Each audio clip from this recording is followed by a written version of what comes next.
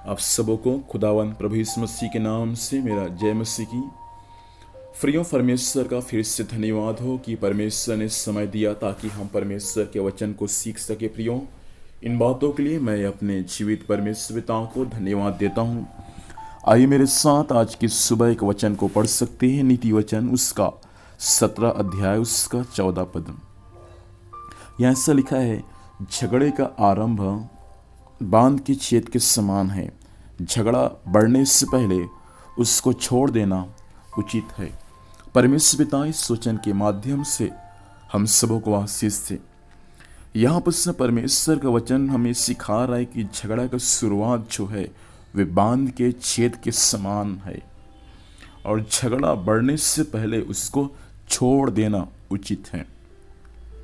प्रियो, परमेश्वर का वचन हमारे दिनचर्या के बारे में सिखाता है कि हमारा दिनचर्या का जीवन कैसा और किस प्रकार से होना चाहिए। एक छोटा सा झगड़ा कई परिवारों को, कई घरों को बर्बाद कर सकता है। और उसका शुरुआत कैसे होता है, यहाँ पर लिखा है बांध के छेद के समान। पहला, बांध के छेद के समान एक बांध है और उस बांध में छेद है। समय रहते वक्त यदि उस बांध के छेद का हम मरम्मत नहीं करेंगे तो क्या हो सकता है, उसका बाड़ा टूट सकता है या उसका दरवाज़ा टूट सकता है और कई गांवों को जो उसके आसपास में है उस गांव को नाश कर सकता है। उसी प्रकार आज की सुबह के समय हो सकता है आपका परिवार नाश होने के कगार पर होंगे। हो सकता है आप पति और पत्नी नाश होने के कगार में होंगे।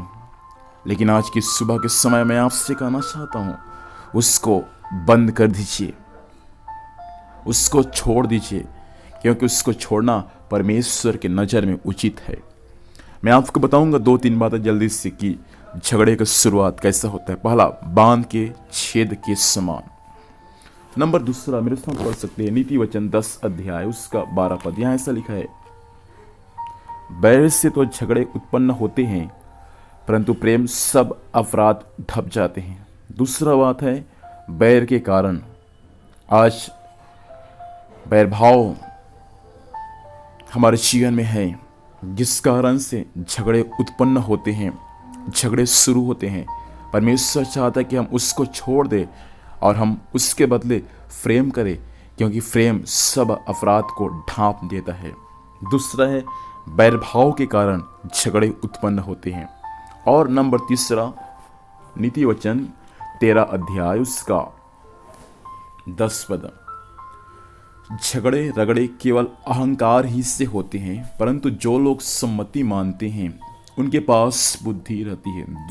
तीसरा बात है घमंड या अहंकार।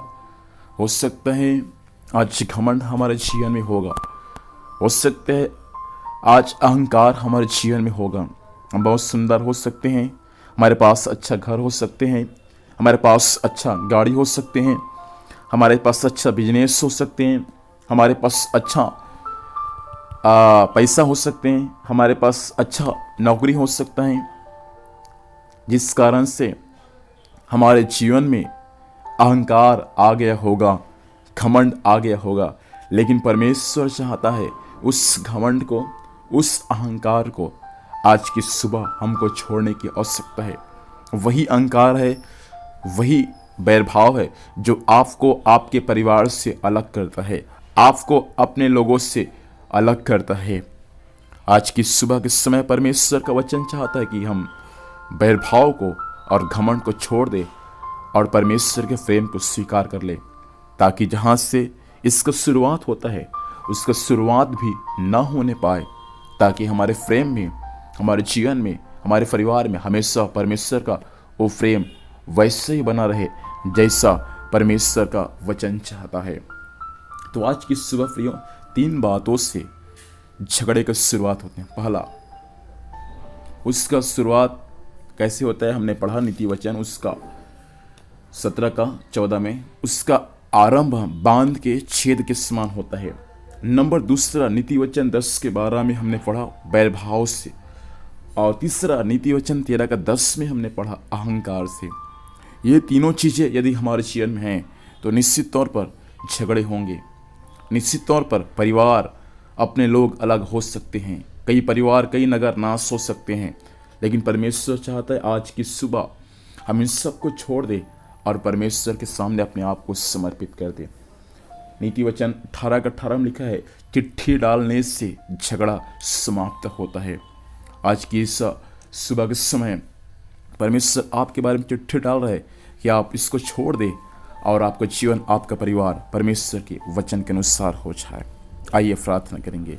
सर्वशक्तिमान परमेश्वर पिता, वचन के माध्यम से स्वामी आपने बातचीत किया, हम आपको धन्यवाद देते हैं। वचन के अनुसार चलने के लिए प्रत्येक की सहायता कर। आज दिन भर संभाल, स्वर्गीय सुरक्षा दे, जाने आने में सहायता कर, हर कार्य यीशु के नाम से सफल होने पाए। धन्यवाद, आपने प्रार्थना सुना, यीशु के नाम से मांगते हैं, आमीन। प्रभु हम सबको आशीष से, आप सबको जय मसीह की। Praise the Lord.